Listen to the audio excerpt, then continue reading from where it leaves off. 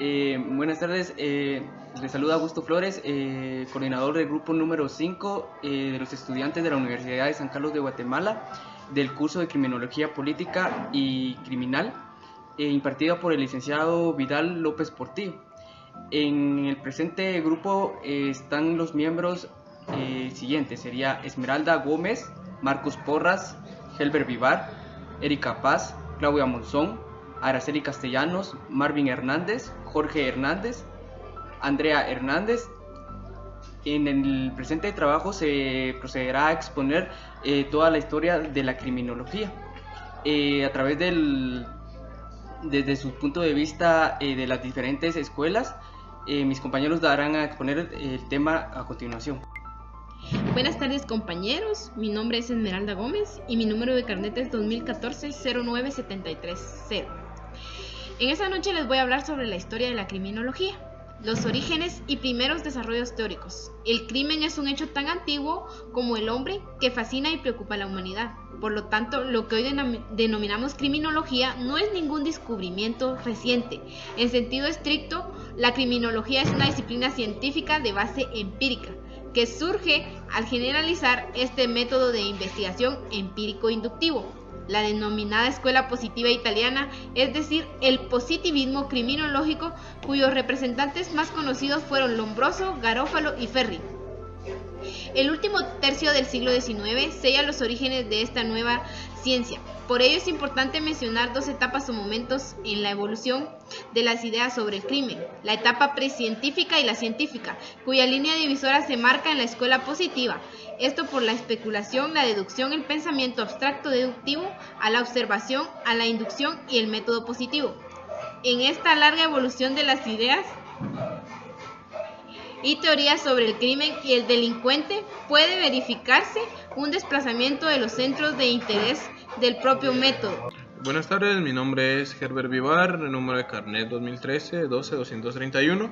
Yo les voy a hablar sobre las penas corporales, la pena de muerte y el proceso adquisitivo. Las penas corporales se denominan corporales aquellas que se imponen en contra del condenado con el propósito de causarle algún daño físico. Estamos hablando de la víctima, que tienden a causar dolor, sufrimiento al cuerpo. No se contempla esta pena en nuestra legislación, excepto la pena de muerte, que es la única que revisa ese carácter.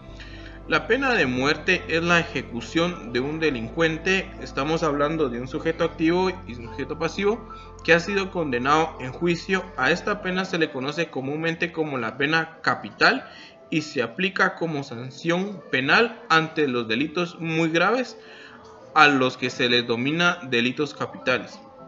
La pena de muerte ha sido una de las penas que más repercusión internacional tiene y la más extensa en los países que lo contemplan.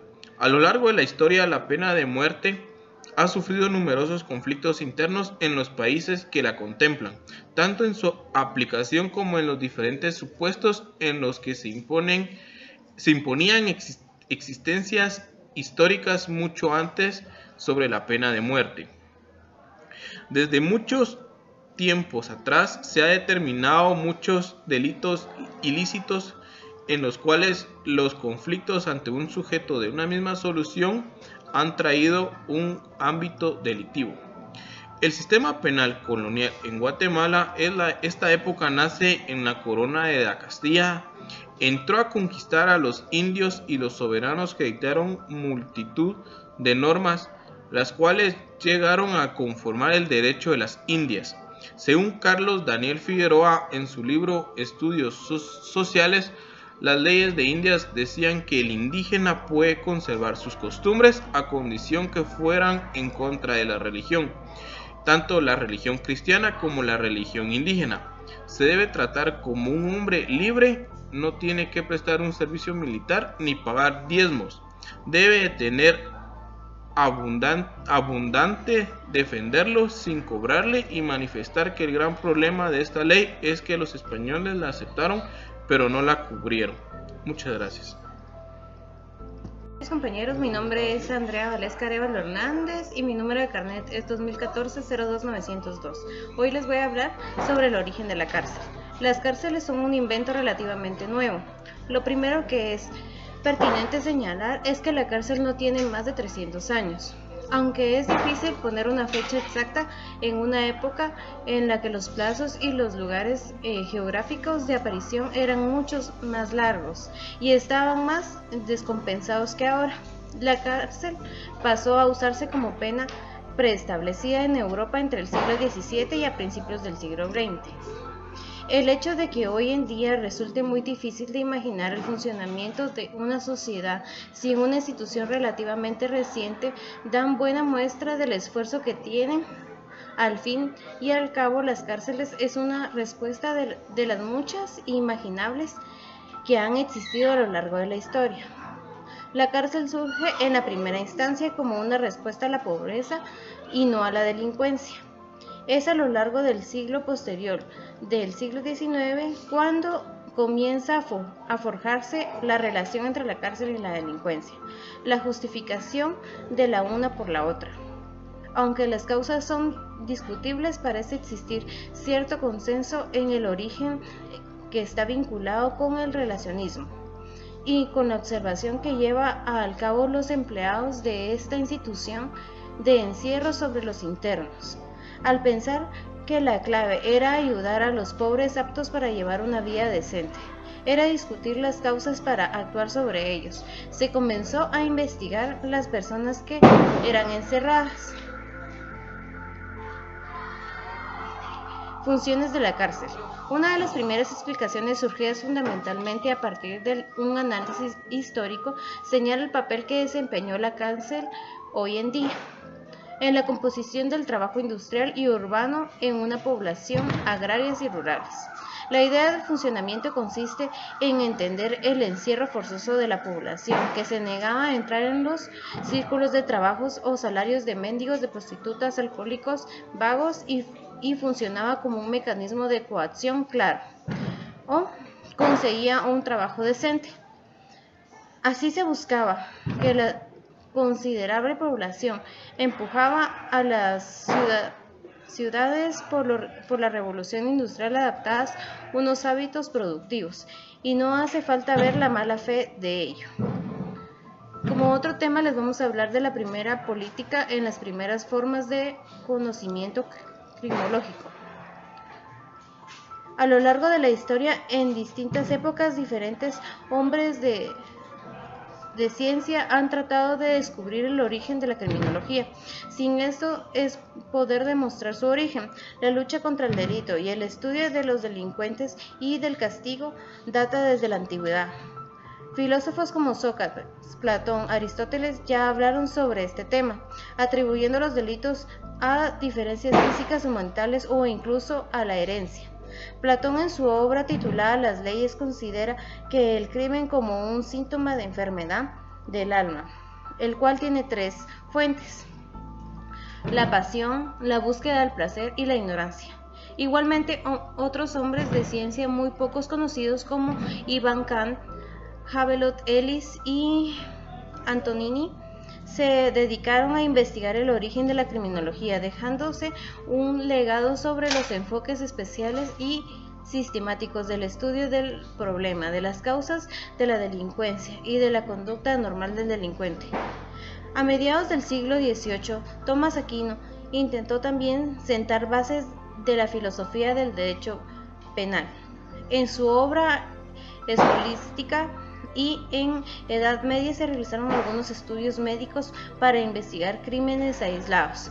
En el siglo XVIII, el jurista italiano Cesare Baccari resumió en su obra Tratado del Deliti de encontrar la igualdad de todos los ciudadanos ante la ley y evitar la interpretación desviada por los conceptos morales de los jueces. Enrico Ferri consideró, entre otros precursores de la criminología y de la escuela clásica, como la cual se eliminaron las justicias derivadas de la aplicación del derecho penal, generalizando al respecto de la ley y reconociendo garantías individuales al limitar y el poder del Estado. Sus bases fueron sentadas en 1836 por Antonio Rosoni, con su obra de filosofía Diritto. escuela clásica y la doctrina del interdismo. En el antiguo derecho penal, los árbitros y los organismos judiciales no se realizaban investigaciones sobre la conducta y la culpabilidad del delincuente. En razón se tenía la concepción de toda la vida de la violación que era necesariamente castigable.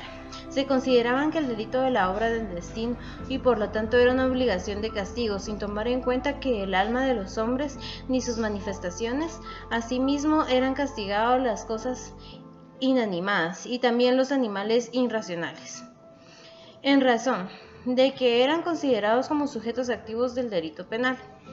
Estas concepciones prácticas fueron evolucionadas a través del pasar de los tiempos, hasta que se excluyó tanto de las cosas como los animales de la responsabilidad penal. Pero respecto al hombre se mantuvieron las mismas tesis artificiales y dogmáticas relacionadas a la responsabilidad penal de las personas con mayor o menor cantidad de culpa, pero reposando sobre el concepto moral sobre el bien y el mal. Muchas gracias, compañeros. Buenas tardes, compañeros, mi nombre es Erika Paz y mi número de carnet es 2015-02042. A mí me corresponde el tema que lleva como título Derecho a castigar y libertades burguesas. El criterio inspirador de esta vasta obra reformadora es precisamente el de refundir el derecho de castigar y las formas de su ejercicio sobre la base de las nuevas libertades burguesas, lo que equivale a garantizar jurídicamente en la relación con la autoridad las esferas de autonomía de los particulares. Por necesidad, el eje sobre el quien girará si teorización interna será el contrato. La misma legitimación del poder punitivo, por qué se castiga y por qué este derecho pertenece al príncipe, y se encontrará el fundamento en un pacto social, en un postulado político que quiere súbditos y soberanos ligados por un contrato en lo que recíprocamente es cambiado el mínimo posible de las libertades de súbditos por el orden social administrado por el príncipe.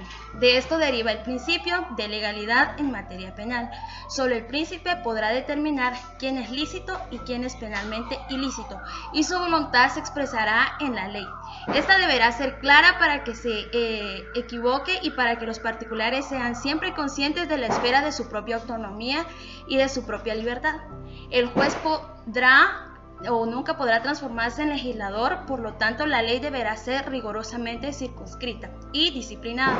La ley penal podrá decidir si lo para el presente y para el pasado, a fin de que, en lo posible conocimiento de la voluntad del príncipe, se tenga la certeza de las consecuencias de las acciones que se tengan y de las relaciones que también se tengan en ese aspecto. Nos podemos dar cuenta que las libertades burguesas en su tiempo eran conocidas como una sociedad en donde todos los seres humanos se respetaban mutuamente. Nacen en Europa, pero al paso del tiempo todo fue cambiando. Todos tenemos nuestros derechos desde el momento en el que estamos en el vientre de nuestra madre, pero otras personas son las que violan esos mismos derechos. Nos podemos dar cuenta entonces que las libertades burguesas en su tiempo eran conocidas como una sociedad en donde todos los seres humanos se respetaban mutuamente. Nacen en Europa, pero al paso del tiempo todo fue cambiando. Todos tenemos derechos desde el momento en que nacemos, pero asimismo también tenemos que respetar el derecho de las personas que nos rodean. También me corresponde hablar acerca de la sociedad productiva y el derecho de disciplinar. Con el paso del tiempo se vio la necesidad de disciplinar a aquellos que en la sociedad no aportaban más que daño a otras personas, quienes únicamente se dedicaban a infringir las normas establecidas. Por ello, era necesario crear medidas que lograran evitar dicho fenómeno. Se buscaba socializar y educar a tales personas con diferentes condiciones de trabajo. A menudo esas condiciones de trabajo eran intolerables, pero lo que se buscaba era reformar esas conductas para que aquellos actos delictivos que hubiesen realizado no se repitieran, y es por eso que era necesario castigarlos de alguna manera. Muchas gracias. Buenas noches. Para finalizar nuestra video exposición, expondremos los siguientes temas de una manera breve. Empezaremos explicando lo que es el conocimiento criminológico y la estrategia de como control social en el ilusionismo. En este proceso se establece después de terminar la etapa burguesa de la Revolución Francesa, se empieza un proceso utilizando un sistema capitalista, en el cual se establece y se intenta tener a las masas más bien de una manera controlada. Cuando nos referimos a las masas, nos referimos a los trabajadores o a la parte obrera del planeta. Lo que se busca con el capitalismo es establecer formas de mantenerlos en una manera civil y penalmente conformes, con diferentes formas de hacerlo. En este caso se podría hacer estableciendo una pena y así poder persuadir a la parte obrera de poder cometer algún ilícito. Igualmente en las cuestiones civiles, repartiendo cada uno lo que le corresponde, las personas se sentirán de una forma agradecidas y calmadas, y con esto no cometerán ningún ilícito. Para continuar el siguiente tema, podremos establecer el conocimiento criminológico e institucional de la cárcel. En el principio es el sistema carcelario. Este tema fue abordado por Bernat como una reforma completa al sistema carcelario, donde se busca que la persona que esté bajo prisión tenga salud, higiene, orden y fortalecimiento, la seguridad pública, y hacen que las personas, que los sistemas en los estados gasten menos. Y con esto podemos concluir nuestra breve exposición.